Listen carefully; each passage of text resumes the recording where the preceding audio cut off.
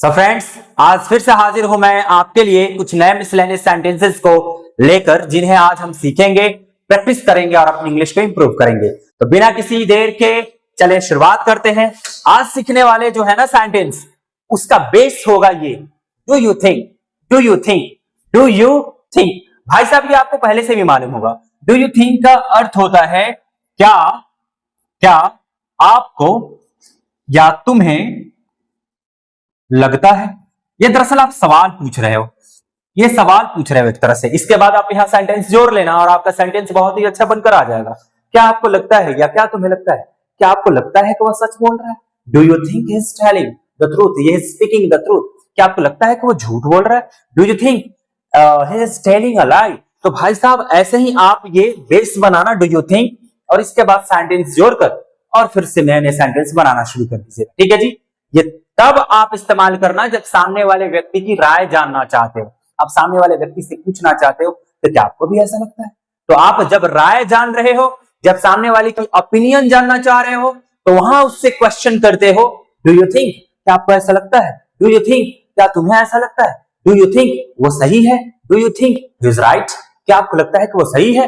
तो इस तरह से आप डू यू थिंक को बेस बनाना, उसके बाद से नए नए सेंटेंसेस जोड़ देना और बहुत ही शानदार आपके सेंटेंसेस बन जाएंगे। चले, मैं आपके लिए कुछ यहां पर ले आया हूं सेंटेंसेस को पहले से बनाकर, उन्हें हम प्रैक्टिस करते हैं। क्या तुम्हें लगता है अंग्रेजी कठिन है?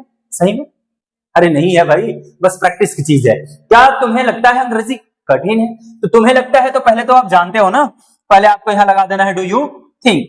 जी हाँ भाई, डू यू थिंक, क्या तुम्हें लगता है? डू यू थिंक अंग्रेजी कठिन है? इंग्लिश इज टफ कह लो, कॉम्प्लेक्स कह लो। Do you think English is complex, क्या तुम्हें लगता है कि इंग्लिश कठिन है? Do you think English is tough, क्या तुम्हें लगता है कि इंग्लिश टफ है यानी कठिन है? और चूंकि आप यहां सवाल पूछ रहे हो तो आखिर में आपको क्वेश्चन मार्क देना पड़ेगा। ओके, नेक्स्ट क्वेश्चन, क्या तुम्हें लगता है अंग्रेजी आवश्यक है? हाँ भाई, मुझे तो लगता है। पता नहीं आपको लगता है, नहीं लगता। नहीं लगता इसलिए आप पूरी वीडियोस नहीं देखते हो, नहीं लगता इसलिए आप सब्सक्राइब नहीं करते हो, नहीं लगता इसलिए आप शेयर नहीं करते हो, नहीं आप प्रैक्टिस करते हो, नहीं आप दिल से। बहुत इंपॉर्टेंट है इंग्लिश आज के लिए बहुत इंपॉर्टेंट है। आपको सीखना सीखना सीखना सीखना पड़ेगा, समझ गए? तो भाई, क्या तुम्हें लगता है अंग्रेजी आवश्यक है? तो क्वेश्चन वही डू यू थिंक, पहले वही आप लिखना डू यू थिंक कि अंग्रेजी आवश्यक है। डू यू थिंक, अगर आप दैट लगाना चाहते हैं तो भी लगा दें। Do you think that English is mandatory या necessary? Do you think English is necessary, क्या तुम्हें लगता है कि जो अंग्रेजी है वो आवश्यक है? हाँ भाई, मुझे तो लगता है। पता नहीं आपकी, आप भी सोच लो, समझ लो कि अंग्रेजी आवश्यक है। चले नेक्स्ट, क्या तुम्हें लगता है अंग्रेजी सरल है? हाँ, मुझे तो लगता है। अब आपके नजर से ये टफ होगा। क्या तुम्हें लगता है? डू यू थिंक, वही चीज डू यू थिंक, क्या तुम्हें लगता है? Do you think. ठीक है जी।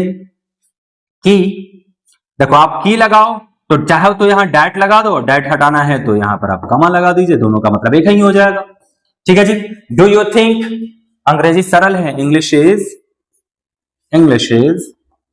इजी, क्या तुम्हें लगता है कि अंग्रेजी सरल है? Do you think English is easy? हाँ, बताओ जल्दी। ओके, नेक्स्ट सेंटेंस, तुम्हें लगता है सीता आएगी? तुम्हें को लगता है कि सीता आएगी? राय जान रहे हो आप सामने वाली से, तो आप पूछना do you think Sita will come, क्या तुम्हें लगता है कि सीता आएगी? Do you think Sita will come, क्या तुम्हें लगता है कि सीता आएगी? नेक्स्ट सेंटेंस देखिए, आप बनाओ, आपको लगता है ये संभव है? अच्छा देखो, यहां पर मैंने क्या नहीं बोला, लेकिन पूछने के भाव से ही ऐसा मालूम चल जाएगा कि आप सामने वाले से सवाल पूछ रहे हो।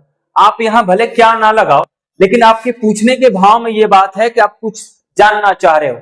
तो आपने यहां सवाल किया, या आप चलो क्या नहीं भी लगाए तो भी आपने बोला आपको लगता है ये संभव है, आपको लगता है ये संभव है।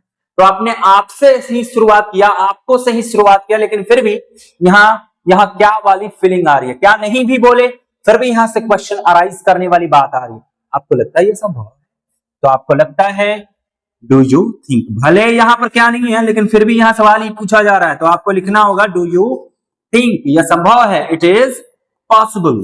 Do you think it is possible, क्या आपको लगता है कि यह संभव है?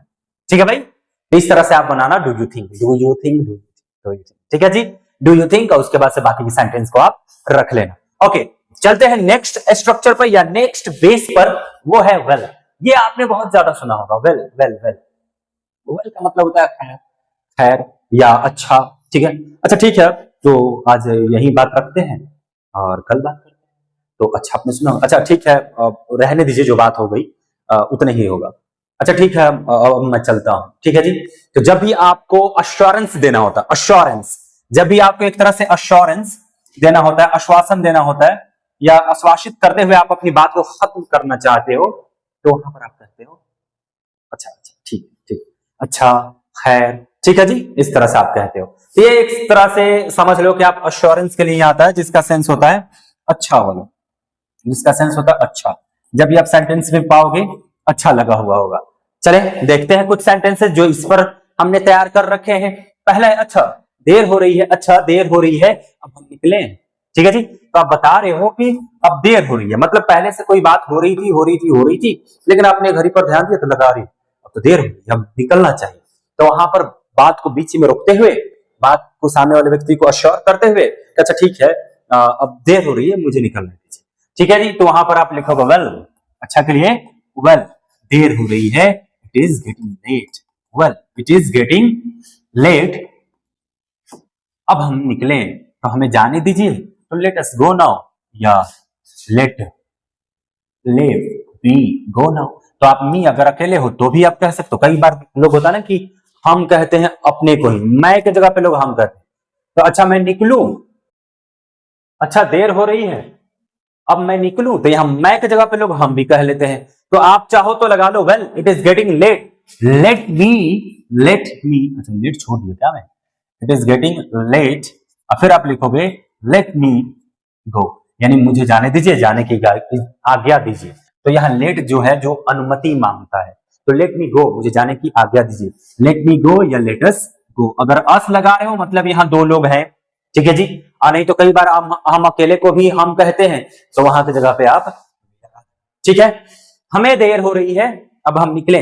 तो आप कोई बात, कोई व्यक्ति लाइक कर रहा था, आप उसकी बात को वहीं पर रुकते हो, उसे आश्वासन देते हो, ठीक है, अब हमें जाने दीजिए, देर हो रही है, ठीक है जी। तो वहां पर आप कहते हो अच्छा हमें जाने दीजिए, अब देर हो रही है, तो well it is getting late, let me go, ठीक है जी।